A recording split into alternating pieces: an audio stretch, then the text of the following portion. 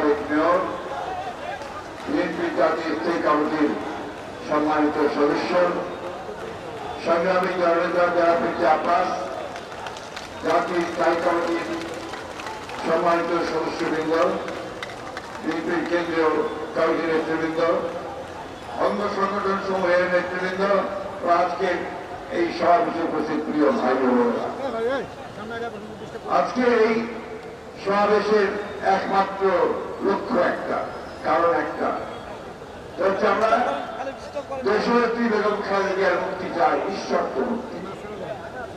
কারণ দেশনেত্রী বেগম খালেদা জিয়া এই দেশের মানুষের সেই নেতা, যিনি তার সারাটা জীবন এই জনগণের পাশে দাঁড়িয়ে থেকে সংগ্রাম করেছেন। 1971 সালে যখন দেশের স্বাধীনতা ঘোষণা করেছিলেন শহীদ প্রেসিডেন্ট জিয়াউর রহমান, সেই দিন সেই রাতে সেই চট্টগ্রামের সেনানিবাসে দেশনেত্রী বেগম খালেদা জিয়াকে যখন সৈনিকেরা জিজ্ঞেস করেছিল যে আমাদেরকে পাকিস্তান অধিনায়ক অস্ত্র সমর্পণ করতে বলছে, আমরা কি করব? তখন শহীদ জিয়া ছিলেন বাইরে। তিনি বলেছিলেন তোমাদের অধিনায়ক না আসা পর্যন্ত তোমরা আত্মসমর্পণ করবে না, আত্মসমর্পণ করবে না।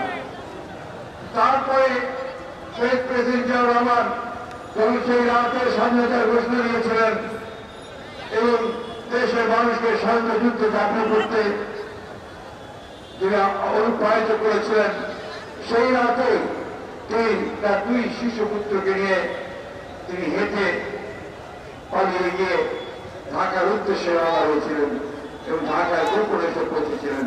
তার কয়েকদিন পরেই এই পাকিস্তান সেনাবাহিনী থেকে গ্রেফতার করে পাকিস্তানের সেনানিবাসের কারাগারে থেকে বন্দী করেছে বন্ধুগণ, এবং স্বাধীনতার পরেই তাকে মুক্ত করা হয়েছিল।